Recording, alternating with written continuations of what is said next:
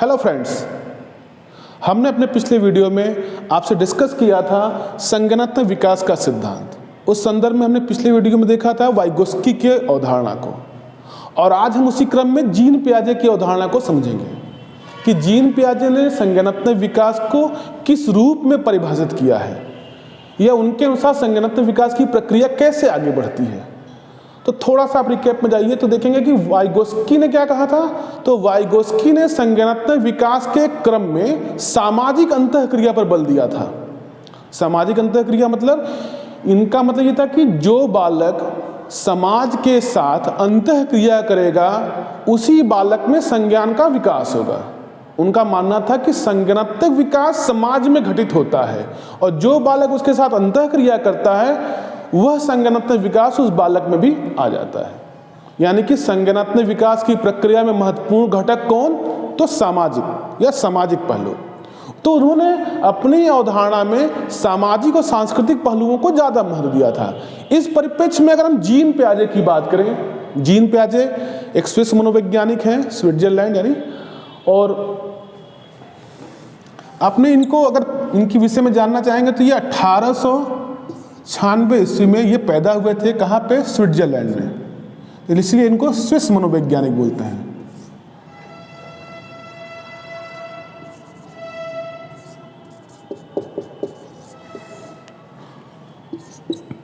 और सन 1980 ईस्वी में इनकी मृत्यु हो गई। जीन पियाजे प्रारंभिक दौर में अपने एक जीव वैज्ञानिक के रूप में जाने जाते थे और इनके जो शोध वगैरह हुए वो जीव विज्ञान के ही क्षेत्रों में हुए थे। लेकिन बीने का नाम आपने सुना होगा बुद्धि के संदर्भ में। बीने ने अपना पहला बुद्धि परीक्षण 1905 में दिया था, छोटे बालकों में जो मंद बुद्धिता का जांच करने के लिए। तो जब बीने ने एक प्रयोगशाला बनाई थी जिसमें कि मंद बुद्धि बालकों के बुद्धि परीक्षण किए जाते थे, उसी प्रयोगशाला के अंतर्गत जीन पियाजे को भी काम करने का मौका मिला। और उसी समय जब वो बालकों की बुद्धि का मापन कर रहे थे, उस प्रयोगशाला में उनका निरीक्षण कर रहे थे, तो उसी समय से उन्हें बालकों के संगणनात्मक विकास की अवधारणा को व्याख्यायित करने का एक विचार उनके मन में आया। ये कह सकते हैं उनका अध्ययन करने का विचार उनके मन में आया और वहीं से वो प्रेरित हुए और उन्होंने क्या किया, संगणनात्मक विकास के सिद्धांत की तरफ अपने अध्ययन को आगे बढ़ाया। लेकिन वाइगोस्की जहां सोशल इंटरेक्शन को महत्वपूर्ण मानते थे, वहीं जो जीन पियाजे थे ये आनुवांशिकता को,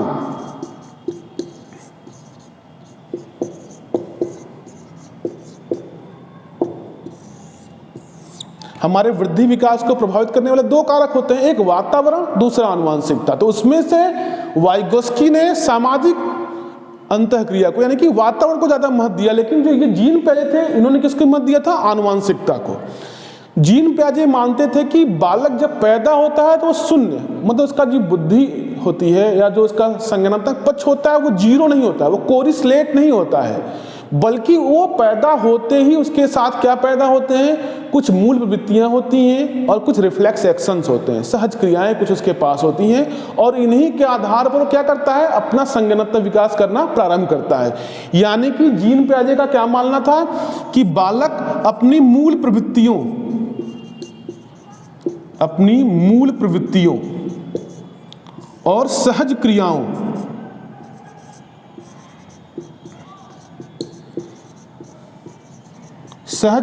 के आधार पर क्या करता है? अपना संज्ञानात्मक विकास करना प्रारंभ करता है। उन्होंने मूल प्रवृत्तियों, जिसको इंग्लिश में बेसिक इंस्टिंक्ट्स बोलते हैं, उनको उन्होंने कहा कि देखना, पहुंचना, पकड़ना और चूसना,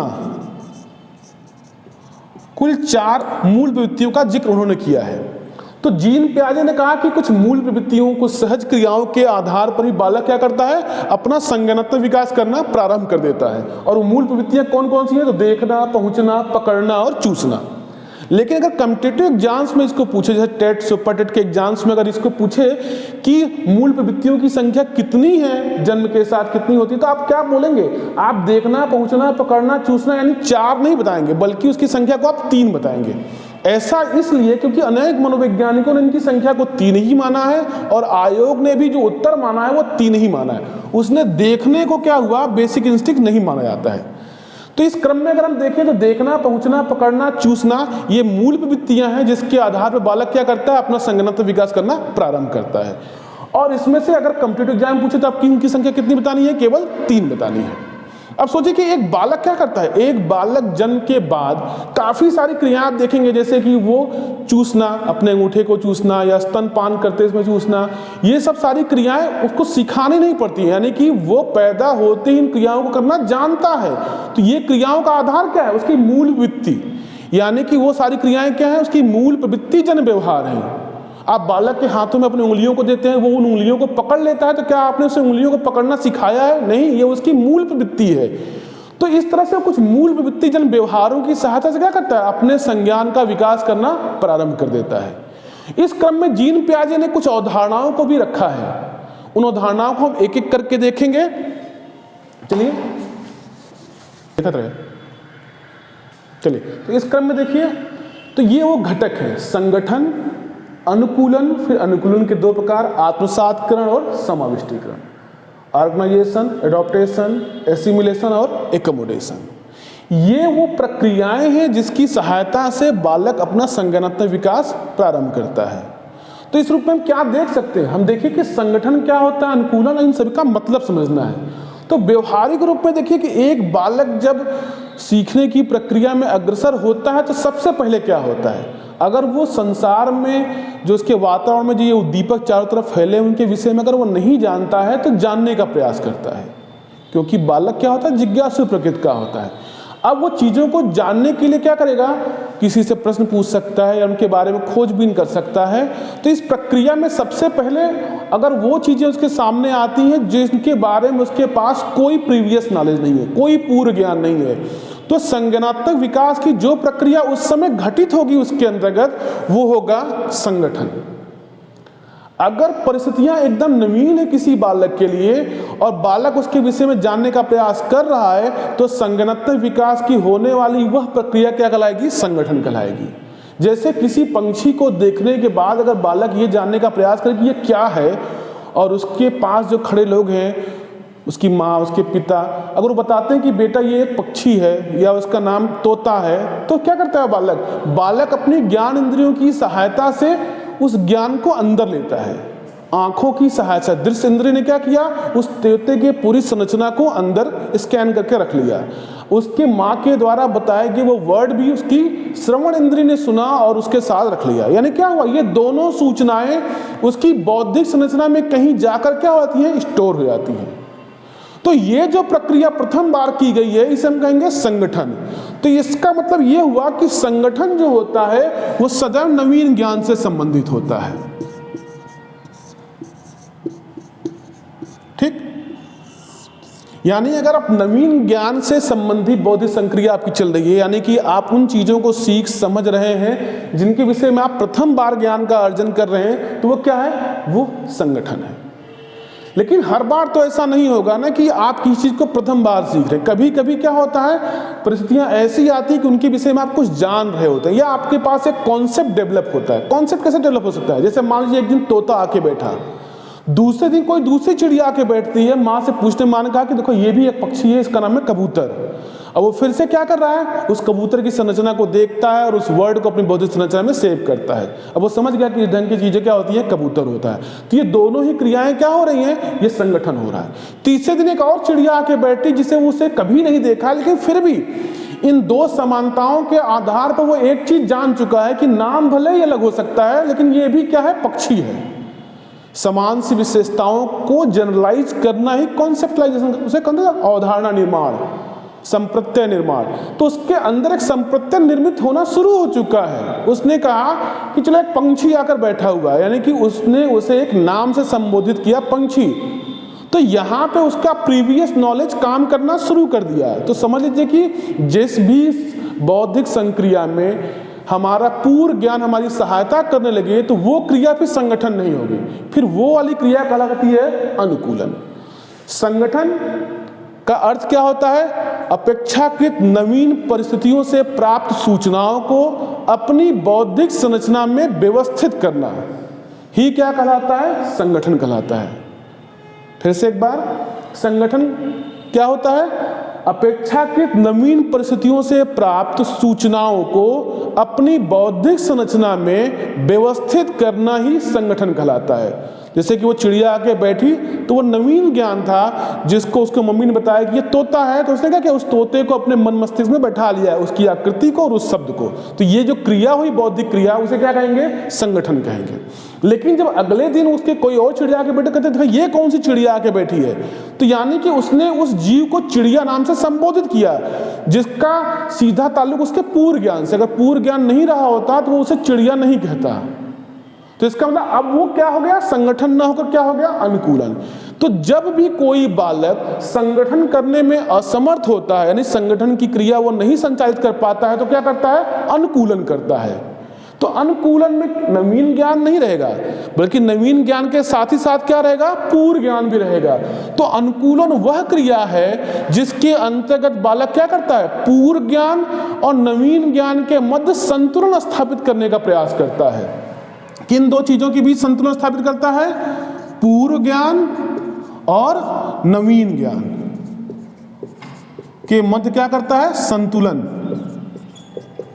तो आपसे कोई पूछे कि अनुकूलन क्या है, तो आप क्या बोलेंगे? आप बोलेंगे कि पूर्व ज्ञान और नवीन ज्ञान के मध्य संतुलन स्थापित करना ही क्या कहलाता है? अनुकूलन है।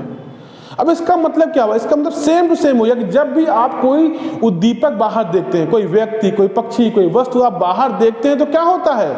आप अपने पूर्व ज्ञान के आधार पर उसका नाम बताने का या उसके प्रति कुछ अनुक्रिया करने का प्रयास करते हैं। अगर आप वो करने में समर्थ हैं, रिकॉल रिकॉग्निशन की प्रक्रिया हो रही है, तो समझ लीजिए कि वो क्रिया क्या कहला रही है? अनुकूलन कहला रही है। अनुकूलन में क्या होता है? नवीन ज्ञान और पूर्व ज्ञान के बीच में हम संतुलन स्थापित करते हैं। ठीक? तो जैसे कि वो फिर से उस चिड़िया को देखे और बताया कि मम्मी देखो तोता आ गया है, तो ये जो उसने बोला है, एक बौद्धिक कार्य जो उसने किया है, इस कार्य में किन किन चीजों को उसने किया? उसने एक नई परिस्थिति को देखा कि कोई चिड़िया आके बैठी, उसने उसकी आकृति को अपने मन मस्तिष्क में सेव, जो वो बौद्धिक संरचना में जो सूचनाओं को सेव किया था, उसे टैली किया। तो अचानक से उसे क्या याद आया कि इसको तो हम जानते हैं, इसका नाम क्या है? तोता है। तो उसने कहा कि देखो मम्मी तोता, यानी कि ये करने में उसने एक बौद्धिक कार्य किया, और ये बौद्धिक ये कार्य किसके अंतर्गत आएगा? अनुकूलन के अंतर्गत आएगा। तो अनुकूलन में जब भी प्रक्रिया आगे बढ़ेगी या अनुकूलन क्रिया जब भी आगे बढ़ती है, तो आप समझ जाइएगा कि यहाँ पे उस सूचना के प्रति उसके पास पूर्व ज्ञान पहले से ही है। अब वो पूर्व ज्ञान के आधार पर प्रतिक्रिया व्यक्त करता है, या पूर्व ज्ञान के आधार पर या नवीन ज्ञान के आधार पर अपने पूर्व ज्ञान में परिवर्तन करता, कुछ भी करे, लेकिन वहां पे आप क्या देखेंगे? उसके पास उस उद्दीपक के प्रति पूर्व ज्ञान जरूर होगा। तो पूर्व ज्ञान और नवीन ज्ञान के मध्य संतुलन स्थापित करने की क्रिया क्या कहलाती है? अनुकूलन कहलाती है। अब यह अनुकूलन दो भागों में बढ़ गया, आत्मसात्करण एसिमिलेशन और समाविष्टीकरण, जिसे इंग्लिश में बोलते हैं एकमोडेशन। ये क्या होता है? इसको समझने के लिए आप ये समझ सकते हैं, जैसे मान लीजिए कि एक बच्चा है और वो बच्चा अपने घर में सब्जियों के ढेर में किसी चीज को देखता है, उसके प्रति आकृष्ट होता है ना, देखना, फिर उसके पास वो पहुंचता है, फिर वो उसको पकड़ता है, पकड़ने के बाद चूसना प्रारंभ करता है और उसको मीठा लगता है। तो मम्मी ने बताया भैया ये गाजर है, तो उसने क्या किया? अब उसने टेस्ट भी किया हुआ है, उसने उसको देखा भी हुआ है, और उसके प्रति उसने एक चीज सुना भी है। क्या सुन लिया उसने? कि ये जो चीज मेरे हाथ में है गुलाबी रंग की, जो खाने में हल्की सी मीठी है, उसका नाम क्या है? गाजर है। तो यहाँ पे एक बौद्धिक क्रिया संपादित हुई, चूंकि ये पहली बार उसने जाना है, उसके टेस्ट को जाना है, उसके नाम को जाना है, वो कैसा होता है ये जाना है, तो ये क्रिया क्या कहलाएगी? संगठन। अगले दिन फिर से उसके सब्जी के ढेर में अगर वही मिले तो उसके पास जाएगा, उसे उठाएगा और वो कहेगा देखो आज फिर गाजर, मम्मी देखो मैं फिर गाजर खा रहा हूं। तो यहाँ पे जो क्रिया होगी वो संगठन नहीं होगा, क्योंकि उसने पूर्व ज्ञान के आधार पर एक प्रतिक्रिया दी है, उसका नाम बताया है और समझ भी रहा है कि मीठा, इसलिए उसने उठाया भी है। तो ये क्या कहलाएगा? अनुकूलन। अब ये अनुकूलन के अंदर कौन सी क्रिया आत्मसात्करण कहलाएगी और कौन सी क्रिया समाविष्टीकरण कराएगी, इसी उदाहरण में समझ लेते हैं।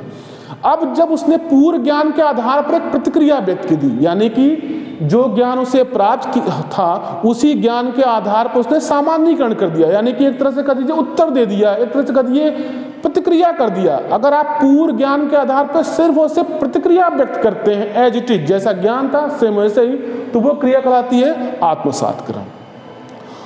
आप सोचिए कि इसी क्रम में मान लीजिए एक दिन गाजर नहीं आया, मूली आ गई, तो मूली भी गाजर की ही तरह होती है, अंतर क्या होता है? दो, देखने में वो सफ़ेद होती है और उसका टेस्ट थोड़ा सा कड़वा होता है। अब बालक फिर से उसके पास पहुंचता है और उस मूली को हाथ में लेकर कहता है, मम्मी आज पापा सफ़ेद वाला गाजर लेके आए हैं। पहली बात वो उसे खाता है और उसका फिर एक और चीज़ और बोलता है कि मम्मी लेकिन ये तो बड़ी कड़वी है। तो ये दोनों चीज़ों में अभी तक जो हमने आपको बोला है यहाँ तक शब्द, ये शब्द संगठन नहीं है, क्योंकि उसने पूर्व ज्ञान का प्रयोग किया है और पूर्व ज्ञान के आधार पर जो उसकी अवधारणा निर्मित है कि इस ढंग की आकृति गाजर होती है, हाँ ये सफ़ेद और सफ़ेद गाजर होगा, तो उसने उस कॉन्सेप्ट के आधार पर क्या किया? प्रतिक्रिया व्यक्त किया। तो जब कॉन्सेप्ट के आधार पर या कह सकते हैं पूर्व ज्ञान के आधार पर उसने प्रतिक्रिया व्यक्त की, वो क्रिया कर रही है आत्मसात्करण। लेकिन मम्मी उसे एक नवीन सूचना प्राप्त करेगी कि नहीं बेटा, गाजर गुलाबी ही होता है, ये देखिए सफ़ेद रंग का है, उसका टेस्ट जो है थोड़ा कड़वा होता है, ये मीठा नहीं होता है, और ये क्या है? ये गाजर नहीं बल्कि क्या है? मूली है। अब क्या हुआ? इस क्रिया के द्वारा उसके पूर्व ज्ञान में वृद्धि हो गई कि एक ही आकार के दो चीजें होती हैं, लेकिन अगर गुलाबी रंग का हो तो गाजर और सफेद रंग का हो तो फिर क्या हो जाएगा? वो मूली। तो यानी कि उसका पूर्व ज्ञान क्या हुआ? चेंज हो गया। तो जो ही कोई ऐसी क्रिया संपादित हो जिसके द्वारा आपका प्रीवियस नॉलेज चेंज हो जाए या उसमें बढ़ोतरी हो जाए या उसको पूरा बदल देना पड़े, तो वह बौद्धिक क्रिया क्या कहलाती है? समाविष्टीकरण, एकमोडेशन। समझ में आ गया? ऑर्गेनाइजेशन, अनुकूलन, आत्मसात्करण और समाविष्टीकरण। चलिए इस क्रम में अगले स्टेप पहुंचते हैं। चलिए आते हैं। हमने क्या समझा? इसके पहले हमने समझा कि संगठन क्या होता है, अनुकूलन क्या होता है, अनुकूलन के जो दो भाग और हैं, आत्मसात्करण और समाविष्टीकरण क्या होता है। समझ में आ गया? अब हम देखते हैं कि जीन पियाजे किन किन बातों को और मानते थे संज्ञानात्मक विकास की प्रक्रिया में। तो जीन पियाजे का मानना था कि जैविक परिपक्वता के आधार पर बालक का क्या होता है? संज्ञानात्मक विकास होता है। निश्चित ही है, अगर वो बोल रहे हैं, अगर वो कह रहे हैं कि संज्ञानात्मक विकास की 4 अवस्थाएं होती हैं, अभी हम आगे पढ़ेंगे, तो आप बस इतना याद रखिए कि हर वह मनोवैज्ञानिक जिसने किसी कॉन्सेप्ट के अंतर्गत अवस्थाओं का वर्णन किया है, बताया है कि इतने से इतने साल तक ये, इतने से इतने साल तक ये, मतलब अवस्थाएं बताई हैं, तो समझ लीजिए कि वो जैविक परिपक्वता को स्वीकार करते हैं। तो जीन पियाजे भी उसी में, देखिए वाइगोस्की ने ऐसा कुछ नहीं दिया था, अवस्थाओं का जिक्र नहीं किया था। इसलिए वो क्यों नहीं किया था? क्योंकि वो जैविक परिपक्वता को नहीं मानते थे। लेकिन जीन पियाजे जैविक परिपक्वता को मानते हैं। ठीक, वो मानते हैं कि 2 साल तक का बालक इस तरह का बिहेवियर करेगा, 2 से लेकर 7 तक का बालक इस तरह का बिहेवियर करेगा। तो इसका मतलब कि अवस्थाओं के जैसे जैसे आप अवस्थाओं में ऊपर की तरह बढ़ते हैं, आपके अंदर की बौद्धिक संरचना अपने आप क्या होती है? परिपक्व होती चली जाती है।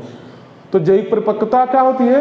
वो संज्ञानात्मक विकास की प्रक्रिया को प्रभावित करती है। अंतःक्रिया, अंतःक्रिया से यहाँ आशय है कि बालक अपने भौतिक वातावरण के साथ, किसी वस्तु के साथ, किसी उद्दीपक के साथ इंटरेक्ट होता है, उसे जानने का प्रयास। जैसे मूली को खाया तो तीखा महसूस हुआ, कड़वा महसूस हुआ, गाजर को खाया तो मीठा महसूस हुआ, तो ये उसके भौतिक वातावरण के साथ का है, उसका इंटरेक्शन है, जिसके दौरान क्या होता है? उसका ज्ञान बढ़ता है। सामाजिक अनुभव, वो समाज में जो अनुभव लेता है, यानी कि इसका सोशल इंटरेक्शन ही कहिए, कि लोगों को व्यवहार करते हुए देखता है, तो उससे भी तो वो सीखता है काफ़ी कुछ, लोगों के प्रति उसकी अवधारणाएं निर्मित होती है। तो ये मत सोचिएगा कि सामाजिक अनुभव का कॉन्सेप्ट केवल वाइगोस्की ने ही दिया है, इन्होंने भी दिया है, इन्होंने कम महत्व दिया है उसको थोड़ा सा। संतुलीकरण, जिसे साम्य धारण भी कहते हैं, इंग्लिश में इक्विलिब्रेशन कहते हैं, यानी कि संतुलन स्थापित करना। एक तरह से नए ज्ञान और पूर्व ज्ञान के बीच में क्या होता है? एक संतुलन स्थापित करने का। मानव एक स्वचालित समस्या समाधान प्रणाली है। आप ये जानते ही हैं कि समस्याओं के आने पर मानव क्या करता है? मानव की प्रकृति ही ऐसी है कि तुरंत उसके साथ एडजस्ट करने का प्रयास करना शुरू कर देता है। तो उसी की प्रक्रिया को हम क्या कहते हैं? संतुलीकरण की प्रक्रिया कहते हैं। अच्छा, इस संदर्भ में 2 चीजें और बहुत महत्वपूर्ण हैं। उन्होंने कॉन्सेप्ट दिया है स्कीमा। स्कीमा शब्द आपने सुना होगा, इससे काफी सारे क्वेश्चन भी पूछे जा चुके हैं। SCHEMA, schema.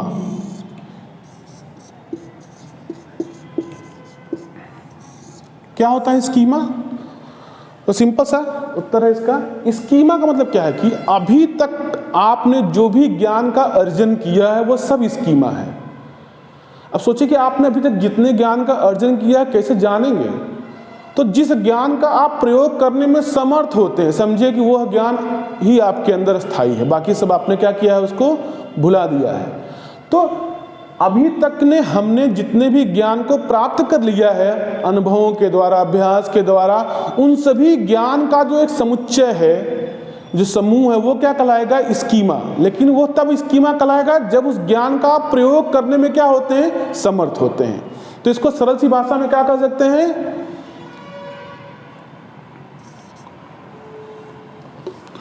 कि ज्ञान का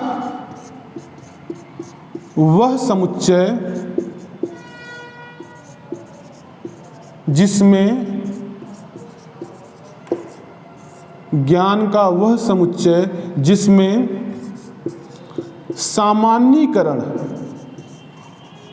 सामान्यीकरण या जनरलाइजेशन इंग्लिश में बोलते हैं, सामान्यीकरण की क्षमता हो,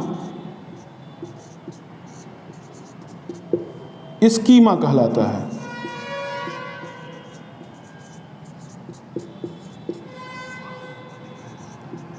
ठीक, चलिए कुछ उदाहरण समझते हैं इसको। जैसे अगर आपसे हमने पूछा कि संज्ञानात्मक विकास का सिद्धांत किसने किसने दिया है, तो आपने कहा कि वाइगोस्की ने दिया है, जीन पियाजे ने दिया है, ब्रूनर ने दिया है। तो ये तीन चीज जो है, ये तीन सूचनाएं कहाँ थी? आपकी बौद्धिक संरचना में थी। सिर्फ थी ही नहीं बल्कि आपने इसका प्रयोग करते हुए इस क्वेश्चन का आंसर भी दिया है। तो इसका मतलब ये आपका स्कीमा है। स्कीमा वह ज्ञान होता है जिसके आधार पर आप प्रतिक्रिया व्यक्त कर सकते हैं, जिसके आधार पर व्यवहार कर सकते हैं। और अगर वो आपने भुला दिया फिर आपको स्कीमा नहीं है। जैसे आपने एक फिल्म देखी होगी गजनी में आमिर खान की मेमोरी हर 5 मिनट या 15 मिनट में शायद रिफ्रेश हो जाती थी, यानी कि 15 मिनट के बाद वह पीछे की चीज़ों को याद नहीं कर पाता था। तो उसके स्कीमा में कौन सा ज्ञान रहता होगा? 15 मिनट वाला ज्ञान। फिर वो जब 15 मिनट वाला ज्ञान जब डिलीट हो गया उसके अंदर से, तो समझिए वो स्कीमा का भाग नहीं है। क्यों? क्योंकि उसके आधार पर उसके व्यवहार में कोई परिवर्तन नहीं आ रहा है। वो अपने दुश्मनों से को जानने के बाद भी जब 15 मिनट के बाद उनसे मिलता था तो क्या होता था? वो उनको पहचान नहीं पाता था, यानी कि वो इसके स्कीमा में नहीं थे। तो स्कीमा उस ज्ञान से ताल्लुक रखता है जिस ज्ञान का आप प्रयोग करने में क्या होते हैं? सक्षम होते हैं। या एजुकेशनल भाषा में कह सकते हैं ज्ञान का वह समुच्चय जिसमें किसकी क्षमता हो? सामान्यीकरण करने की क्षमता हो। समझ में आ गया? स्कीमा से संबंधित एक दूसरा शब्द है स्कीम्स। स्कीम्स क्या है? स्कीमा ज्ञान से संबंधित है। स्कीम्स क्या होता है? स्कीम्स आपने सुना ना कि स्कीम मतलब एक तरह से किसी चीज का शेड्यूल होता है, उसमें परीक्षाओं का स्कीम आता है कि इस दिन ये पेपर, इस दिन ये पेपर, इस दिन ये पेपर, यानी कि इसके अंतर्गत कुछ न कुछ शेड्यूल होगा। किसका शेड्यूल होगा? आपके व्यवहार का। सिर्फ समझाने के लिए अभी निष्कर्ष तक नहीं पहुंचिए। तो स्कीम, जिसे स्कीमा के अंदर ज्ञान मुख्य भूमिका में था। कौन सा ज्ञान? जिसके अंदर क्या हो? सामान्यीकरण की क्षमता हो। स्कीमा का संबंध सीधे सीधे किससे होता है? व्यवहारों से। यानी कि जहां स्कीमा ज्ञान का समुच्चय था, वहीं स्कीम्स क्या है? व्यवहारों का समुच्चय है। अब यहां पे ज्ञान का समुच्चय जिसका सामान्यीकरण करने की क्षमता हो, यहां पे क्या है? स्कीम्स व्यवहारों का वह समुच्चय होता है जिसकी पुनरावृत्ति समझो होती है। ये कैसे? जो हमारे डेली रूटीन वर्क्स होते हैं, सुबह उठ के कुछ डेली रूटीन में हम करते ही करते हैं, रात में भी डेली रूटीन में हम लोग कुछ करते ही करते हैं। तो वो जो डेली रूटीन के कुछ जो काम होते हैं, उन या जो व्यवहार हम करते हैं, उन व्यवहारों का जो एक ग्रुप बनता है जिन्हें हम रोज करते हैं, वो क्या कहलाते हैं? स्कीम्स कहलाते हैं। तो वो क्या रखना है कि स्कीम्स व्यवहारों का वह समुच्चय है जिसकी पुनरावृत्ति करना संभव हो, स्कीम्स कहलाता है। तो व्यवहारों का वह समुच्चय जिसकी पुनरावृत्ति संभव हो क्या कहलाएगी? स्कीम्स कहलाएगी। स्कीमा क्या कहलाता है? ज्ञान का वह समुच्चय जिसके अंदर क्या हो? सामान्यीकरण करने की क्षमता हो। जैसे कि आप ये वीडियो अगर देखें कि हाँ एक वीडियो आया, हमें देखना है क्योंकि हमें जीन प्याजे समझना है, तो क्या करते हैं? आप एक जगह बैठते हैं, बैठने के बाद स्थिर होते हैं, कॉपी पेन लेते हैं, सब कुछ एक क्रियाविधि करते हैं। पढ़ने की जो एक गतिविधि करते हैं आप, वो हर बार जब भी आप पढ़ने बैठेंगे उन गतिविधियों को बार बार करेंगे। मेज कुर्सी बैठेंगे, कॉपी किताब लेके बैठेंगे, पेन वेन लेके बैठेंगे, तो ये सारी क्रिया करने के बाद क्या करते हैं? आप पढ़ना स्टार्ट करते हैं। तो इस काम को अगर आप रोज कर रहे हैं तो व्यवहारों का वह समुच्चय क्या कहलाएगा? स्कीम्स कहलाएगा। हम जब भी खाना खाने के लिए जाते हैं, मम्मी बुलाती हैं चलो आओ खाना खा लो, तो आप क्या करते हैं? उठते हैं, सबसे पहले अपना हाथ मुंह धुलते हैं, हाथ को फिर तौलिए से पोंछते हैं, फिर डाइनिंग टेबल पर जाके बैठते हैं और उसके बाद क्या करते हैं? खाना खाना प्रारंभ करते हैं। तो व्यवहारों का जो ये छोटा सा ग्रुप है, इसे आप रोज रिपीट कर रहे होते हैं। तो समझिए ये भी क्या है? स्कीम्स है। आप सुबह उठ के जब स्कूल जाने के लिए तैयार होते हैं तो क्या करते हैं, सबसे पहले उठते हैं, ब्रश मंजन करते हैं, नहा धोकर आप बैग वैग तैयार करके फिर स्कूल जाते हैं। तो व्यवहारों का ये छोटा समुच्चय क्या हो गया, एक स्कीम्स हो गया, जिससे हम क्या कहते हैं रोज पुनरावृत्ति इसकी होती रहती है। तो व्यवहारों का वह समुच्चय जिसकी पुनरावृत्ति संभव हो स्कीम, और ज्ञान का वह समुच्चय जिसमें सामान्यीकरण की क्षमता क्या कहलाता है, स्कीमा। समझ में आ गया? चलिए आगे बढ़ते हैं। हम देखते हैं कि संज्ञानात्मक विकास में जीन पियाजे ने कितनी अवस्थाओं का जिक्र किया है। तो आपके सामने देखिए दिख रहा होगा 1, 2, 3 और 4 अवस्थाएं। तो जीन पियाजे ने संज्ञानात्मक विकास की कुल कितनी अवस्थाएं दी हैं, 4 अवस्थाएं, जिसमें से पहली अवस्था कौन सी है, पहली अवस्था को हम कहते हैं संवेदी गामक अवस्था। इसे हम कहीं कहीं इंद्रिय गामक भी लिखा मिलेंगे आपको। तो इंद्रिय गामक अवस्था या संवेदी गामक अवस्था, इंग्लिश में क्या बोलेंगे इसको, सेंसरी, सेंसर समझते हैं, सेंसर मतलब हाँ इंद्रिय एकदम, sensory SORY, sensory motor stage. ठीक, तो संवेदी गामक अवस्था इंग्लिश में बोलते हैं सेंसरी मोटर स्टेज। कहां से कहां तक है, 0 से 2 वर्ष। टेट सुपर टेट के एग्जाम्स में जितना चीज बोल रहे हैं आप उसको एकदम अक्षर से याद रखिए।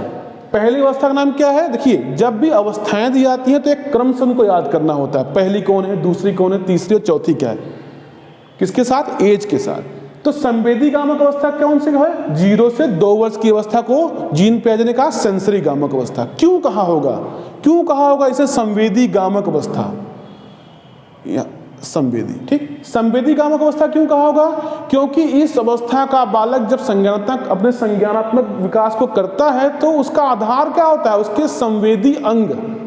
वो अपने संवेदी अंगों की सहायता से ही अपना क्या करता है, संज्ञानात्मक विकास करता है। किस एज के अंतर्गत, 0 साल से लेकर 2 वर्ष के अंतर्गत। क्योंकि इस अवस्था का बालक क्या होता है, उसके पास कोई प्रीवियस नॉलेज नहीं होता, वो भी सीखना प्रारंभ किया है, न उसके पास भाषा है न कोई और चीज है। तो उसके पास क्या है, अपने अंग है, उन्हीं अंगों को क्या करता है, वो इधर उधर बिना जाने समझे फेंकता रहता है। मतलब कि ये कह सकते हैं ट्रायल एंड एरर, प्रयत्न और भूल के सिद्धांत के अनुसार वो अपने अंगों को इधर उधर फेंकता है और उसके परिणामों के आधार पर क्या करता है, सीखना प्रारंभ करता है। तो संवेदी गामक अवस्था को संवेदी गामक अवस्था इसलिए कहते हैं क्योंकि इस अवस्था में बालक अपने संवेदी अंगों को इधर उधर चलाकर गतिमान करके क्या करता है, अपना संज्ञानात्मक विकास करता है। ठीक, इस अवस्था में जो बालक व्यवहार करता है अपने संवेदी अंगों को इधर उधर फेंक के, उसका आधार क्या होता है, मूल प्रवृत्तियां। तो आप कह सकते हैं कि पहली अवस्था में बालक क्या करता है, मूल प्रवृत्ति जन्य व्यवहार की सहायता से अपना संज्ञानात्मक विकास करता है।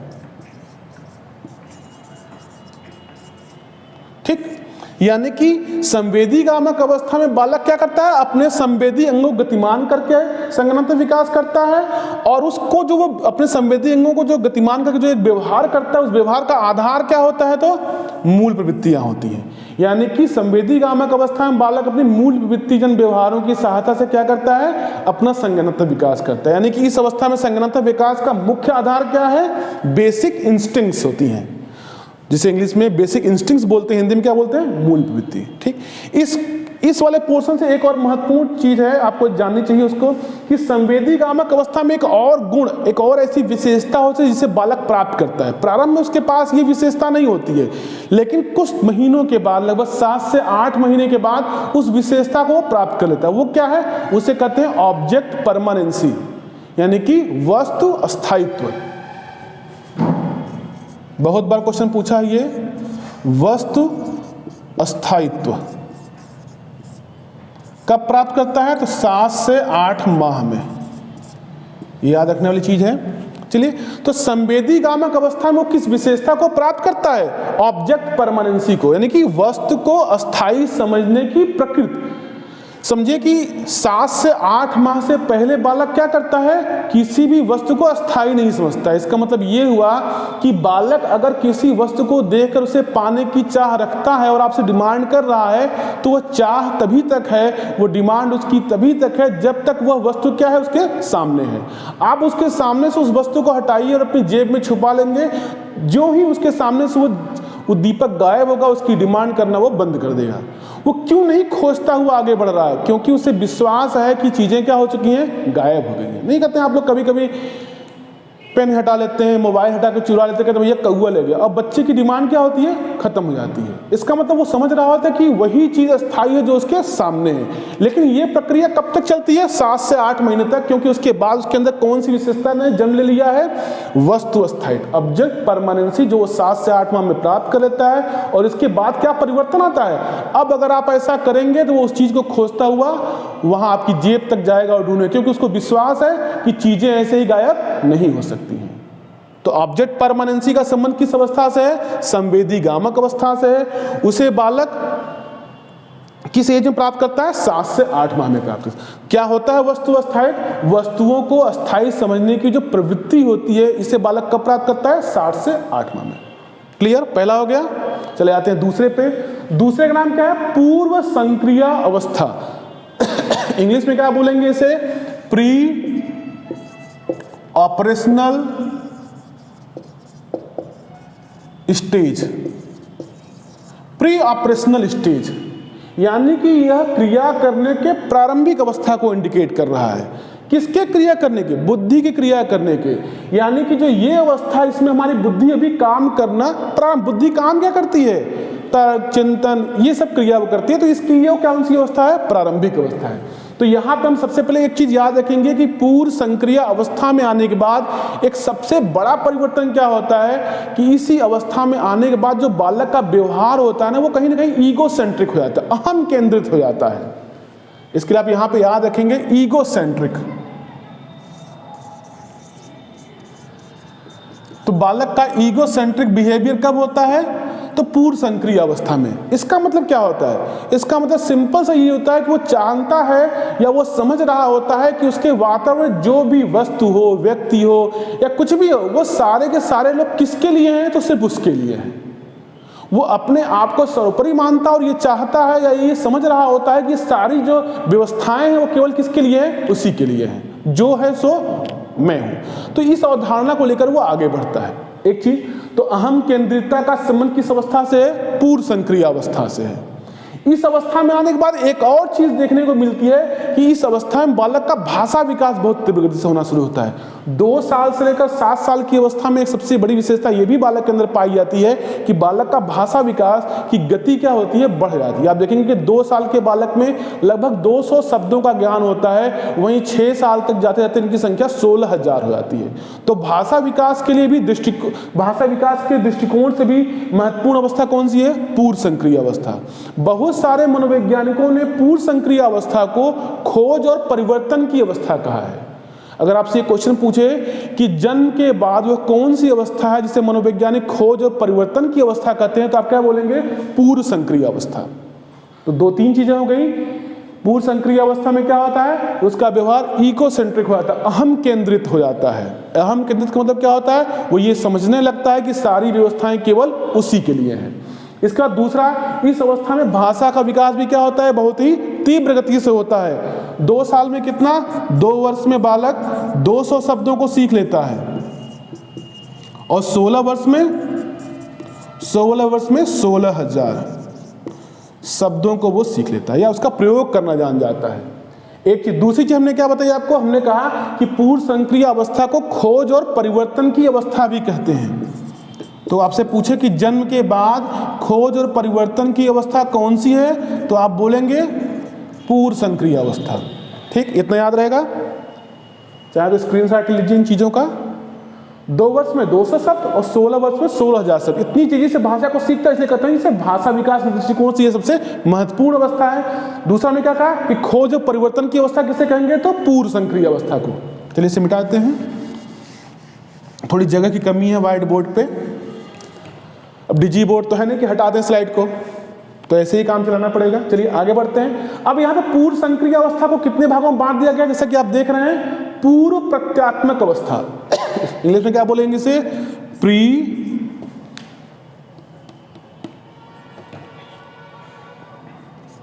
Pre conceptual stage. ठीक, तो प्री कॉन्सेप्चुअल स्टेज का मतलब क्या होता है कि इस अवस्था का बालक, प्री मतलब प्रारंभिक अवस्था या पूर्व की अवस्था, कॉन्सेप्ट मतलब अवधारणा, स्टेज मतलब अवस्था, यानी कि इस अवस्था का बालक किस में है, क्या काम करना प्रारंभ कर देता है, तो कॉन्सेप्ट बनाने लगता है। अच्छा, कॉन्सेप्ट बनाना क्या होता है? हमने अपनी पुरानी वीडियो में बताया है, पिछली वीडियो आप चाहे देख सकते हैं, उसमें जाकर, उसका लिंक हम दे देंगे वीडियो के लिंक में, डिस्क्रिप्शन में। क्या बनाया उसमें? उसने कहा है क्या कि अवधारणा का निर्माण किसके साथ होता है? अधिक एक या एक से एक नहीं, दो या दो से अधिक वस्तुओं में जो समान सी विशेषताएं होती हैं, उनका जब जनरलाइजेशन आप करते हैं तो समझिए क्या बना रहे हैं आप? कॉन्सेप्ट बना रहे हैं। जिससे हमने आपको उदाहरण दिया था ना कि तोता आके बैठा, फिर कबूतर आके बैठा, तो उसने समझ लिया कि जो चीजें उड़ती हैं वो पक्षी ही है, क्योंकि वो दो अलग अलग नाम सुनता, लेकिन दो अलग अलग नामों में एक विशेषता कॉमन थी। उसकी मम्मी ने कहा था ये भी एक पक्षी है। तो यानी कि वो समानताओं के आधार पर क्या विकसित कर रहा है? वो समानताओं के आधार पर अपना कॉन्सेप्ट विकसित कर रहा है।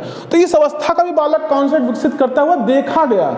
जीन पियाजे ने देखा कि बालक लगातार कॉन्सेप्ट विकसित कर रहा है। कैसे देखा गया?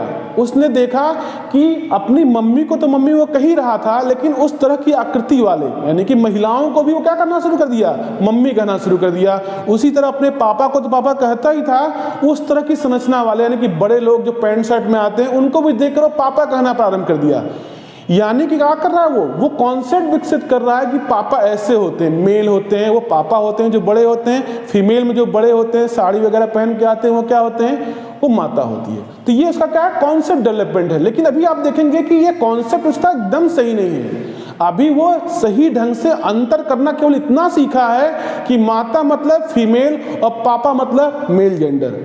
इसके साथ ही परिपक्व लोग ही पापा हो सकते हैं। कभी भी छोटे बालकों को देखकर कभी कोई बच्चा उसे पापा नहीं कहता है, क्योंकि उसका कॉन्सेप्ट क्लियर है कि पापा मतलब कि मेल जो बड़े होते हैं, उसी तरह से ममा वो जो कि बड़ी हो और फीमेल वर्जन। तो यहाँ पे इतना विभेदीकरण तो वो कर ले रहा है, लेकिन ये नहीं कर पा रहा कि पापा एक ही होते हैं और मम्मी एक ही होती हैं। यानी कि अभी वो क्या कर रहा है? अपना कॉन्सेप्ट क्रिएट कर रहा है, निर्मित कर रहा है धीरे धीरे। इसीलिए इस अवस्था को हम क्या नाम दे देते हैं? हम नहीं, जीन पियाजे ने रखा, क्या नाम दिया है? पूर्व प्रत्यात्मक अवस्था। इस अवस्था में बालक क्या करता है? तो इस अवस्था में बालक संप्रत्ययों का निर्माण करना प्रारंभ कर देता है। वो सभी पुरुषों को पापा और महिलाओं को क्या कहकर पुकारता है? मम्मी कहकर पुकारता है। इसके साथ ही साथ एक और विशेषता है, इस अवस्था का बालक सजीव और निर्जीव में भेद नहीं कर पाता है। भेद का मतलब क्या होता है? डिफरेंस नहीं कर पाता है सजीव और निर्जीव के मध्य। सजीव और निर्जीव के मध्य वो भेद करने में समर्थ नहीं होता है।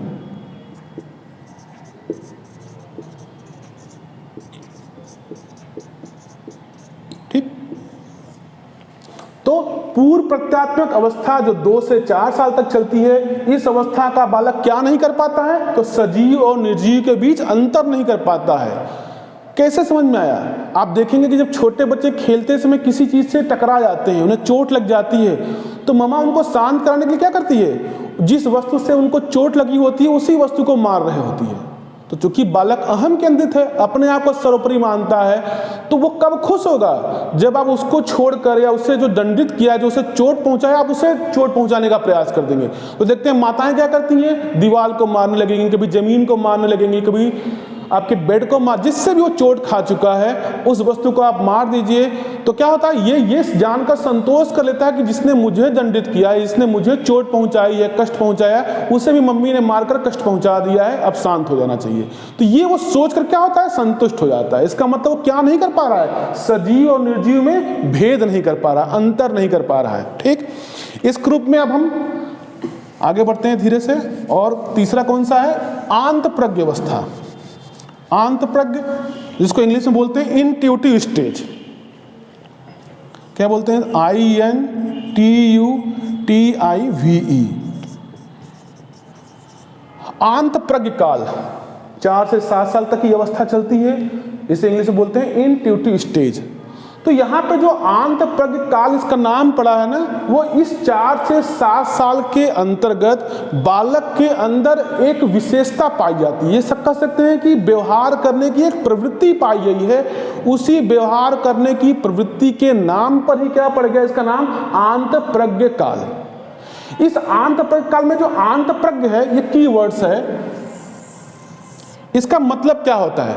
तो आंत प्रज्ञता से क्या आशय है? तो आंत प्रज्ञता से आशय है कि आंत प्रज्ञता क्या होती है कि बालक की बुद्धि जब किसी विचार को, किसी वस्तु को या किसी भी तथ्य को बिना चिंतन किए, बिना विचार विमर्श किए, बिना तर्क किए स्वतः स्वीकार कर ले, तो समझ जाइए कि उसकी बुद्धि भी किस अवस्था में है, या उसकी बुद्धि का विकास किस अवस्था में पहुंचा है, आंत प्रज्ञ काल में है।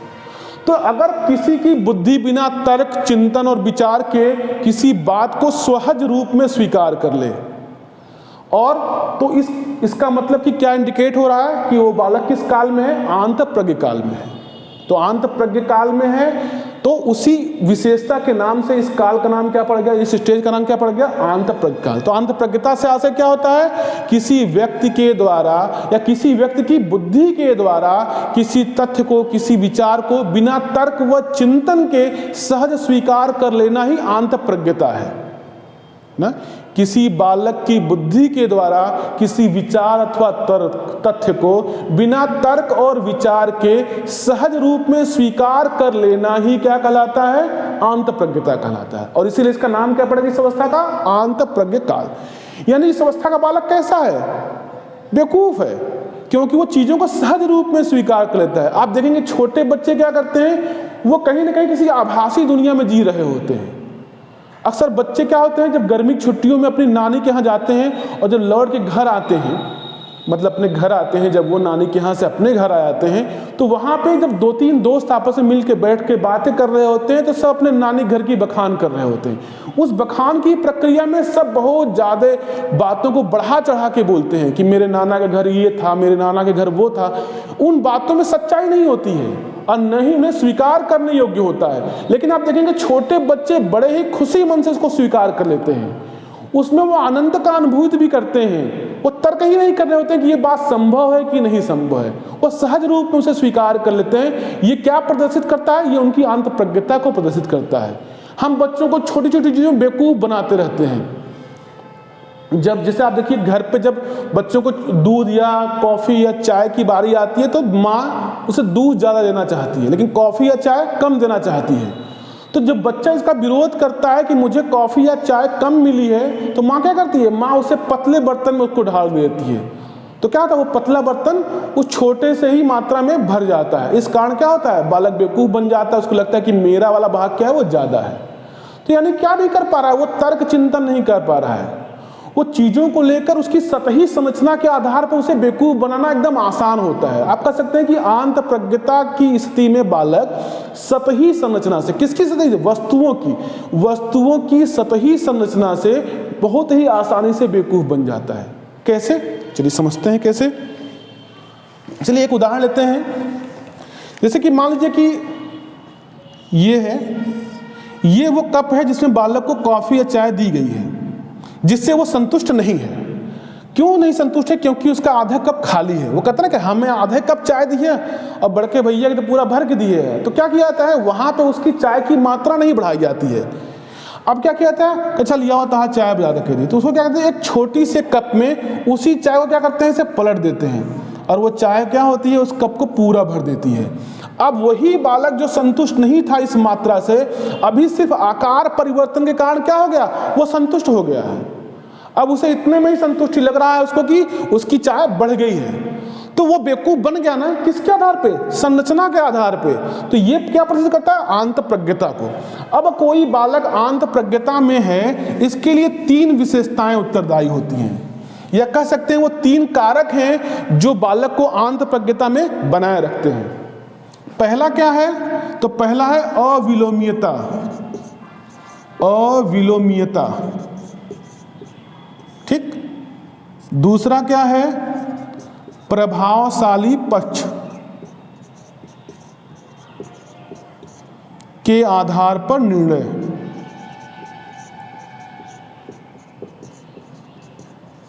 और तीसरा क्या होता है कि बालक प्रत्यक्षतः क्या देख रहा है।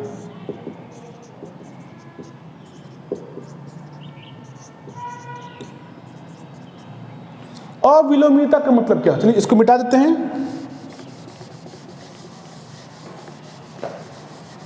हम समझ रहे हैं क्या? आंत प्रज्ञता को। और आंत प्रज्ञता को समझने के लिए थोड़ी फिगर को बनाना है, इसलिए हमने इसको मिटा दिया। चलिए आते हैं। चलिए अविलोमिता का मतलब क्या होता है? अविलोमिता का मतलब होता है कि मन ही मन पूर्व की स्थिति को न सोच पाना। जैसे जब बालक को इस कप में चाय दिया गया था, जो कप थोड़ा चौड़ा था और आधा भरा हुआ था, उसी समय एक लंबा कप जो पतला था उसको दिया गया, और इसी चाय को इसमें जब उसी के सामने पलट दिया गया तो कप क्या होता है? भर जाता है। और इस भरे कप को पाकर बालक क्या होता है? संतुष्ट भी हो जाता है।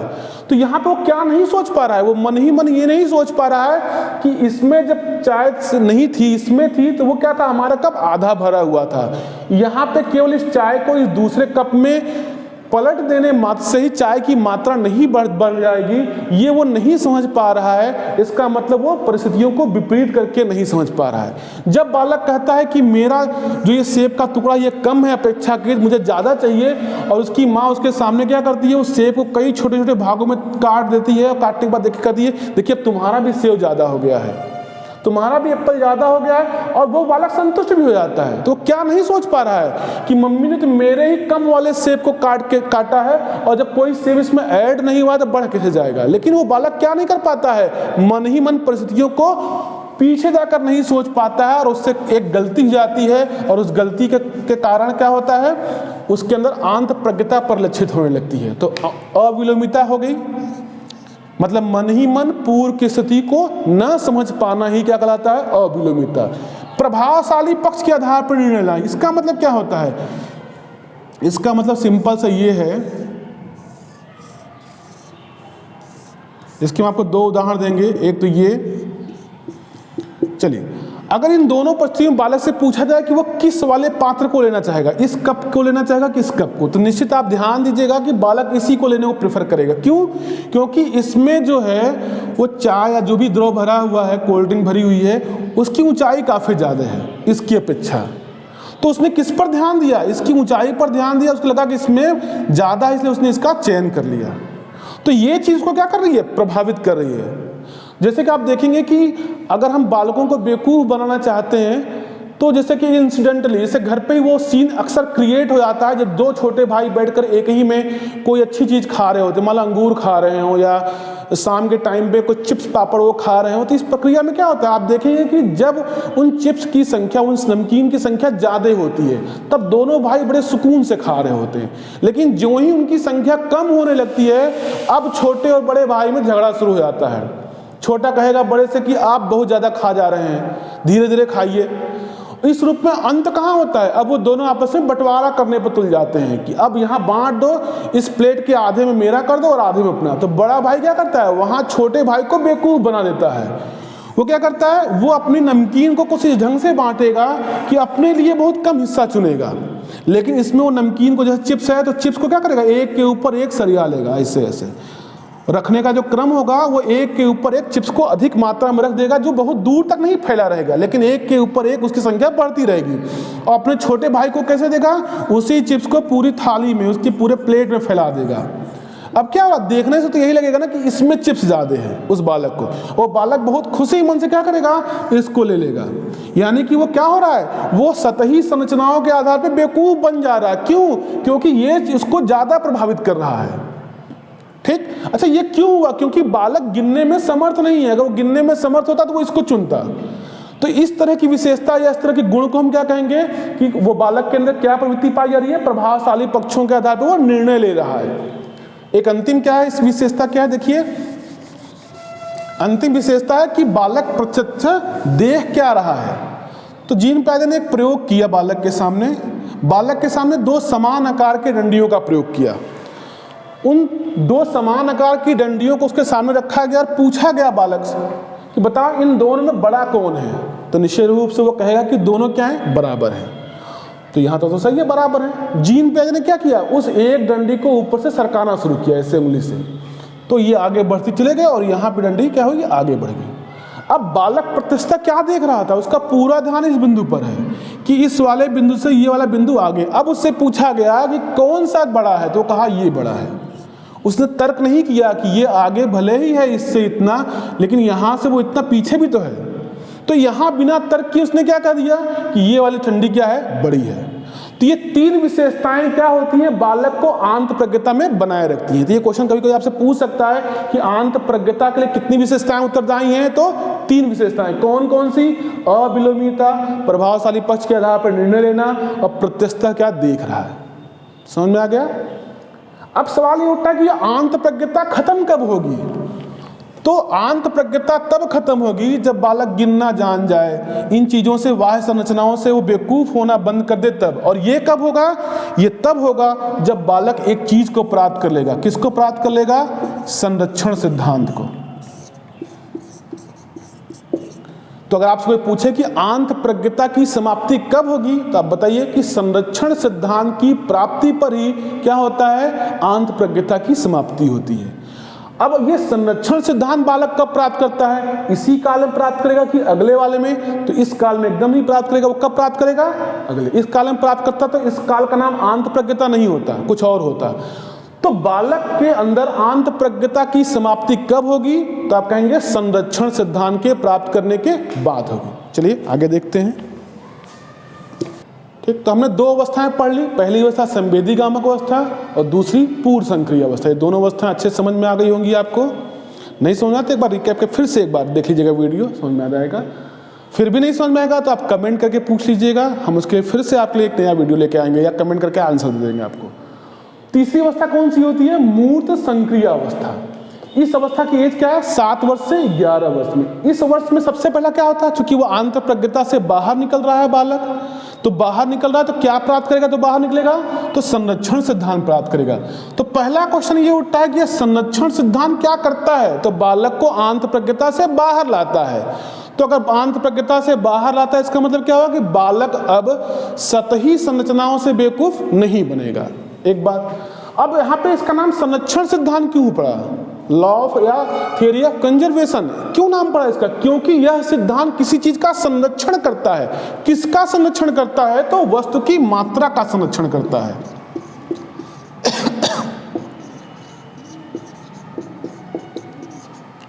पहला चीज, संरक्षण सिद्धांत का संबंध किस अवस्था से है, मूर्त संक्रिय अवस्था से है। संरक्षण सिद्धांत प्राप्त करने के बाद बालक कहां से बाहर आ जाता है, आंत प्रज्ञता से बाहर आ जाता है। संरक्षण सिद्धांत किसका संरक्षण करता है, वस्तु की मात्रा का संरक्षण करता है।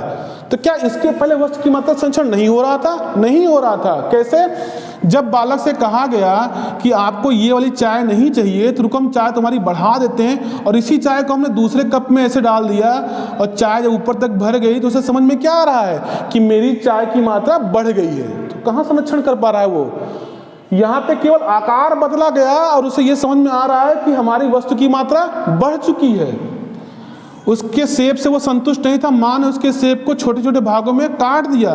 उसको लगा कि मेरे सेब की मात्रा बढ़ गई है, यानी कि वस्तु के आकार में परिवर्तन या उसे काट देने मात्र से क्या हो जा रहा था, उसका मात्रा बढ़ जा रहा था। ये वो कब समझता है, आंत प्रज्ञता में।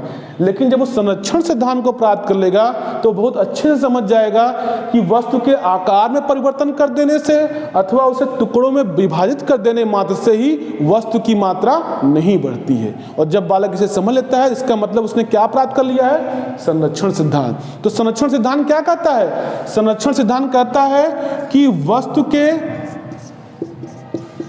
आकार में परिवर्तन, वस्तु के आकार में परिवर्तन या उसे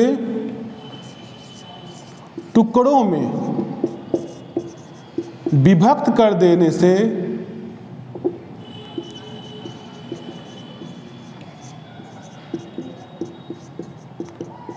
उसकी मात्रा परिवर्तित नहीं होती है।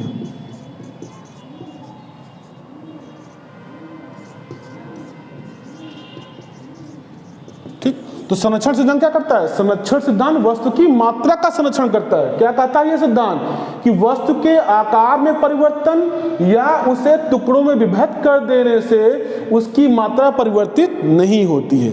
अब संरक्षण सिद्धांत की प्राप्ति में कौन कौन सी विशेषताएं उत्तरदायी? जैसे जब हमने कहा आंतप्रज्ञता में कितनी विशेषताएं थी, तो 3 थी। उसी तरह से जब आप संरक्षण सिद्धांत को प्राप्त करेंगे तो आप में 2 विशेषताएं आ जाएंगी। सबसे पहला विलोमीयता, पीछे क्या था? अविलोमीयता था, और यहां क्या हो जाएगा? विलोमीयता। और दूसरा क्या हो जाएगा? तार्किक गुणिता। विलोमीयता क्या होता है? वही अविलोमीयता का ठीक उल्टा, कि अब बालक मन ही मन क्या करेगा? पूर्व की स्थिति को समझ पाएगा। तार्किक गुणता का आशय क्या होता है? तार्किक गुणता से आशय होता है एक ही समय में 2 या 2 से अधिक बीमाओं पर ध्यान देना।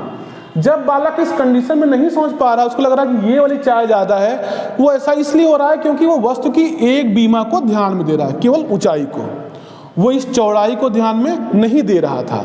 लेकिन जब वो संरक्षण सिद्धांत प्राप्त कर लेगा तो उसके अंदर 2 विशेषताएं जुड़ जाएंगी, विलोमीयता, और वो पूर्व की स्थिति को भी समझ सकता है, प्लस तार्किक गुणता।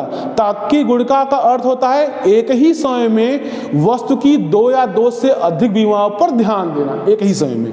अब जब इस पे ध्यान देने के साथ साथ इस पर भी ध्यान देगा तो उसको समझ में आएगा कि इस वाले बर्तन की ऊंचाई भले ही ज्यादा है लेकिन चौड़ाई इसकी ज्यादा है, तो जरूरी नहीं है कि इसमें मात्रा ज्यादा हो द्रव की या चाय की। तो ये जब आप तर्क करने लगेंगे तो समझ जाइएगा कि आपके अंदर कौन सी गुण आ गई है, तो तार्किक गुणता का गुण आ गया है। तो संरक्षण सिद्धांत की 2 विशेषताएं कौन कौन सी हैं? विलोमीयता और तार्किक गुणता, दोनों समझ में आ गया। अब आगे बढ़ते हैं। देखिए, मूर्त संक्रिय अवस्था कि इसे इंग्लिश में क्या बोलते हैं? Concrete operational stage. इसमें 2 विशेषताएं और होती हैं। इस अवस्था का बालक क्या करने में समर्थ हो जाता है? तो इस अवस्था का बालक मापने, तौलने और गिनने में समर्थ हो जाता है। अब उसे आप चिप्स को एक के ऊपर एक रखकर और दूसरी को फैला कर देंगे तो क्या करेगा? वो बेवकूफ नहीं बनेगा। क्यों नहीं बेवकूफ बनेगा? क्योंकि अब वो उनको गिन सकता है। तो मूर्त संक्रिय अवस्था में किन किन चीजों का गुण और आता है बालक के अंदर, या कौन कौन सी क्षमता और आती है? मापने की, तौलने की, गिनने की, ये क्षमता उसके अंदर आ जाती है। आप देखेंगे कि ये वही बालक होता है जब उसे सेब देंगे तो कहते हैं कि देखो घर में 5 आम आया है, उसमें से 1 आम तुम्हारा है, तो बच्चा सबसे पहले जाता है और उसमें सबसे बड़ा वाला आम ले लेता है। किसके आधार पे? वो बाल को, वो आमों को उठाता है और हाथ में ऐसे ऐसे लेकर आभास करता है कौन ज्यादा वजनी है। अगर आप उससे कहें तो वो लेके बड़ा वाला लेकर छुपा देगा फ्रिज के अंदर अपना वाला। अगर आप कहते हैं 2 लेना है तो क्या करेगा? तब वो जाएगा बचे आमों में सबसे भारी आम कौन सा है उसको उठा के, यानी कि वो क्या कर पा रहा है? वो भार का अनुभूति कर पा रहा है, वो समझ पा रहा है किसका भार ज्यादा और किसका भार कम है। इसका मतलब वो माप भी चल सकता है, तौल भी सकता है और गिन भी सकता है। और जब ये वो कर पाएगा तो क्या करेगा? वो वस्तुओं को क्रम में भी लगा सकता है, कौन सा वस्तु बड़ा है और कौन सा वस्तु छोटा है, चाहे आकार में या तो भार में। तो यानी कि वो वस्तुओं को क्रम में भी लगा सकता है।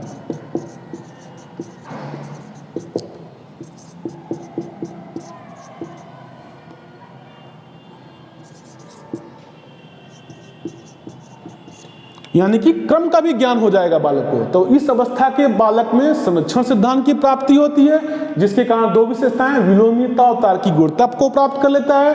फिर इसके बाद मापने, तौलने, गिनने की क्षमता का विकास हो जाता है। इसके कारण क्या होता है? वो वस्तुओं को क्रम में व्यवस्थित करना भी जान जाता है। एक चीज और, इस अवस्था का नाम मूर्त संक्रिय अवस्था क्यों पड़ा? क्योंकि इस अवस्था का बालक वस्तुओं के मूर्त रूप में उसके सामने उपस्थित होने पर, जिसको स्पष्ट रूप से देख महसूस पा रहा है, वो उस पर क्या करने में समर्थ होता है? चिंतन करने में समर्थ हो जाता है।